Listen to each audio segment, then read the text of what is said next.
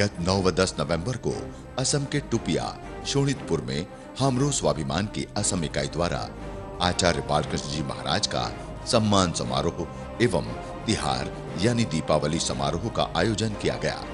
इस 2 दिवसीय समारोह के दूसरे दिन आचार्य जी महाराज जब समारोह में पहुंचे तो लोगों में जबरदस्त उत्साह था।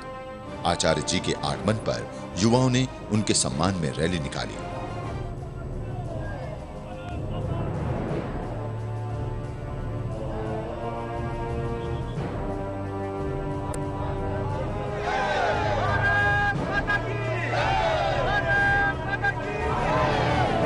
सभा स्थल पर पहुंचने पर आचार्य जी पर फूलों की बरसात कर भव्य स्वागत किया गया।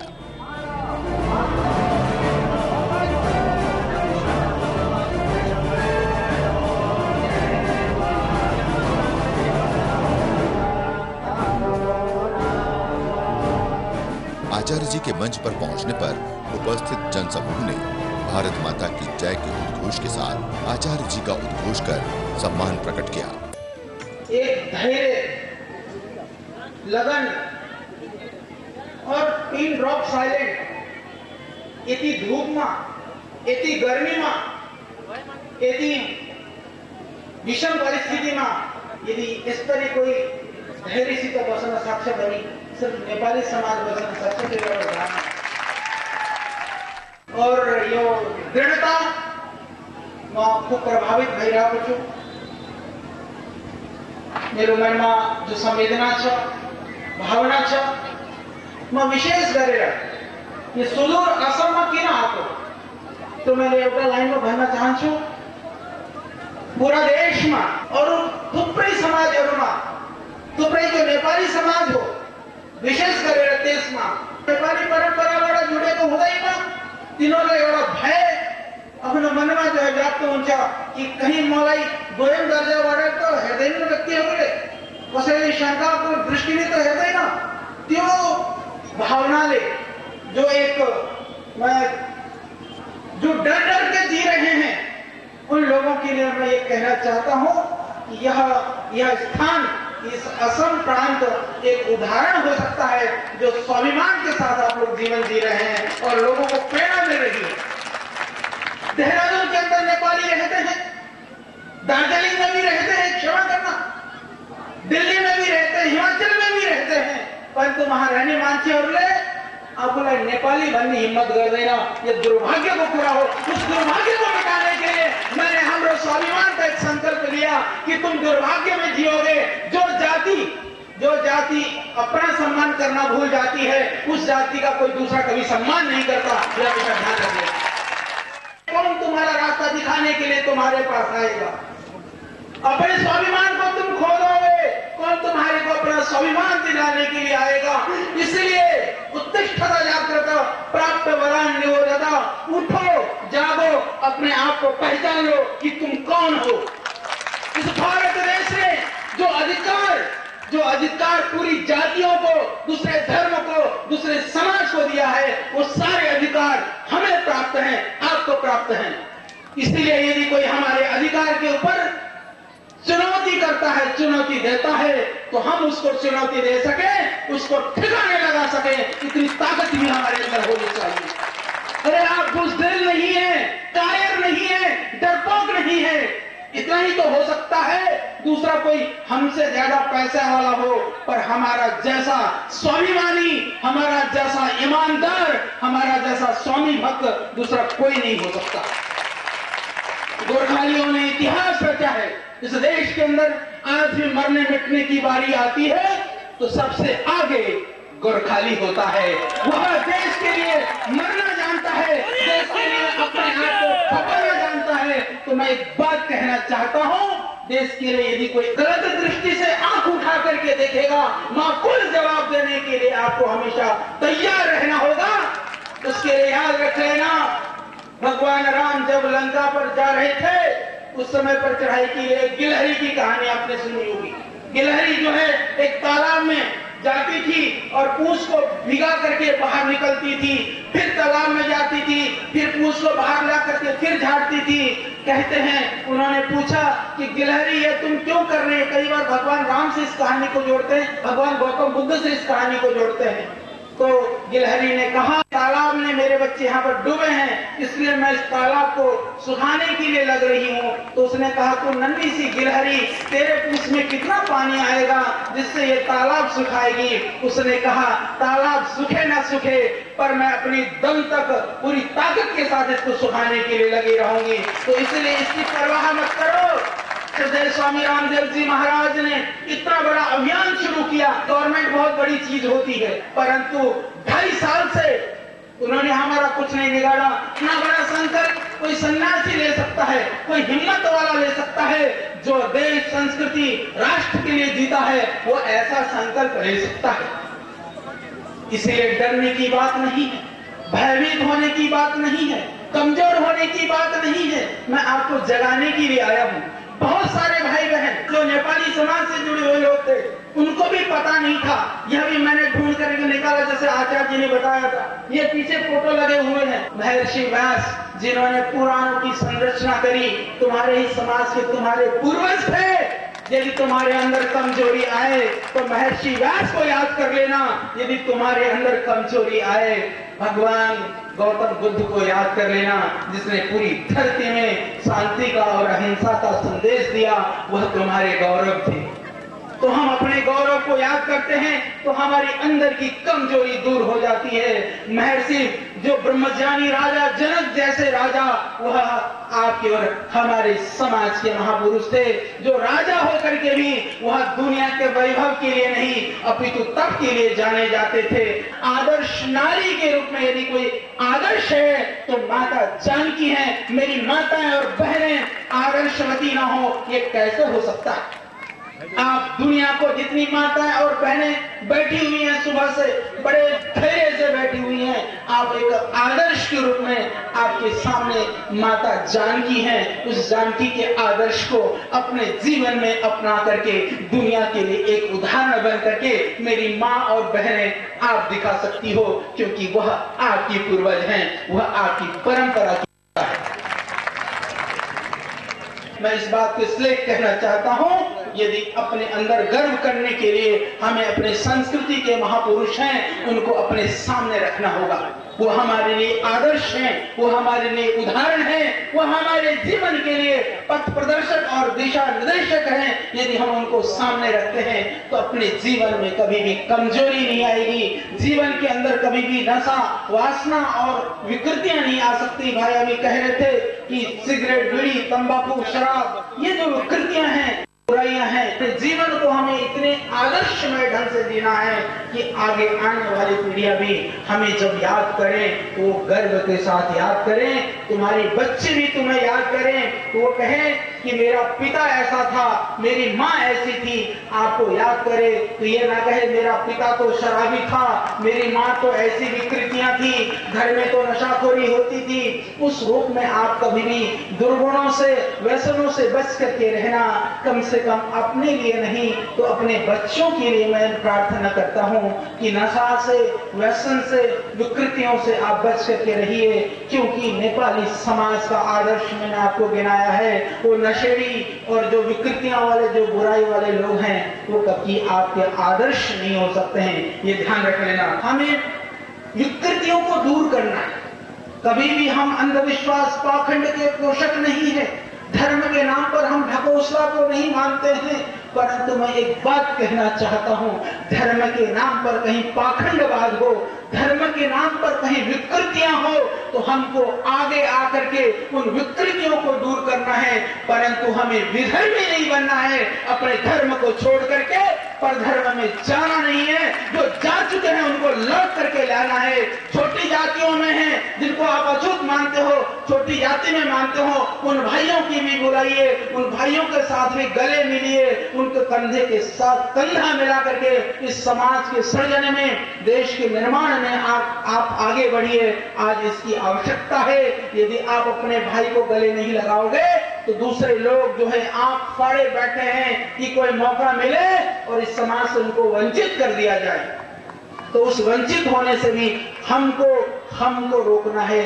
यदि हम नहीं रोकेंगे तो कोई उसके लिए बचाने के लिए नहीं आएगा। और बाकी हम लोग भारत स्वाभिमान का और यहाँ हम लोग पतंजलि योग समिति का बनी थुपरे कार्यकर्ता हूँ, हमारा सहयोगी और यहाँ पर जो हम लोग सुरक्षा नेपाली संस्कृति सुरक्षा सभी कर्मठ भाई और दिन रात लागेगा ये प्रोग्राम को लगी, कई दिन देखी, अथक परिश्रम करना आजा। शिवाचार्य जी को तबीयत खराब हो, वहाँ को चाची जी बोली विष्णु भाषा सब छोड़ करके यहाँ लग रहे। सबको मैं बहुत धन्यवाद और शुभकामनाएं देता हूँ। और विशेष करेगा कि न बनता ये आसाम को धरती, ये असम को भूमि, यह एक क्रांतिकारी भूमि रही है। देखो तुम्हारी संस्कृति का तुम्हारी संस्कृति तुम्हारे लिए गौरव करने के लिए पर्याप्त है। उसके आगे यहाँ पर बहन कनकलता जैसी क्रांति यह असम वासियों के लिए और विशेष करके इस क्षेत्र के लोगों के लिए बहुत ही बड़ी गर्व की और गौरव की बात है। हम सब भी राष्ट्र विरोधी तत्वों के साथ उनको निपटाने के लिए हम सारी मेरी माताएं बहनें कनकलता बन जाएं और मुकुंद काप्ती की तरह से मेरा हर एक भाई इस देश को बचाने के लिए खड़ा मिले, मैं ये चाहता हूँ। छविलाल उपाध्याय भी इसी माटी के देन हैं जिन्होंने कांग्रेस का पहला महाअधिवेशन की अध्यक्षता यहाँ से की थी। प्रसाद सिंह सुब्बा जी जिन्होंने स्वतंत्रता संग्राम के लिए अपना योगदान, संग्राम सेनानी की भी यह धरती है। आज की इस पावन वेला में मैं उन सबको याद करता हूं और उनका वंदन करते हुए मैं उनको प्रणाम करता हूं। और सबसे बड़ी बात यह है, यह तो क्रांतिकारियों की भूमि है, तो हमारी संस्कृति भी हमें क्रांति करने सिखाती है। और इस माटी में, इस हवा में उस क्रांति की खुशबू है। आज देश के अंदर विकृतियां चारों तरफ, माओवाद, आतंकवाद, दूसरी तरह की जितनी भी विकृतियां हैं, जो समाज को तोड़ने वाली जो आसुरी शक्तियां हैं, उन शक्तियों से हमें लड़ना है। और वह उन क्रांतिकारी और शहीदों को याद करते हुए हमें अपने जीवन को जीना है। और यहाँ पर इस धरती से हमारा संबंध मैं थोड़ा सा बताना चाहता हूँ कि यह योग का अभियान, आयुर्वेद का अभियान, यह सत्य है कि उसकी उत्पत्ति मां भागीरथी के उद्गम स्थल गंगोत्री से हुई है। हम लोगों ने गंगोत्री में तप किया, उस भूमि से इस अभियान को हमने प्रारंभ किया। परंतु जब योग और आयुर्वेद की यात्रा शुरू हुई, हमारे मन में एक भाव था कि हम उन जगहों पर जाएंगे जहां लोगों को धर्म से च्युत किया जा रहा है, जहां हमारे धर्म और संस्कृति के विरुद्ध अभियान चलाया जा रहा है। उसके लिए हमने भूमि का चयन किया। तो हमने सबसे पहले इस असम की भूमि को चयन किया। और आज से 20 वर्ष पहले दरंग डिस्ट्रिक्ट से लेकर के, नलवारी से लेकर के, कोकराझार से लेकर के सारे बेल्ट में मुझे आज भी वह दिन याद आता है।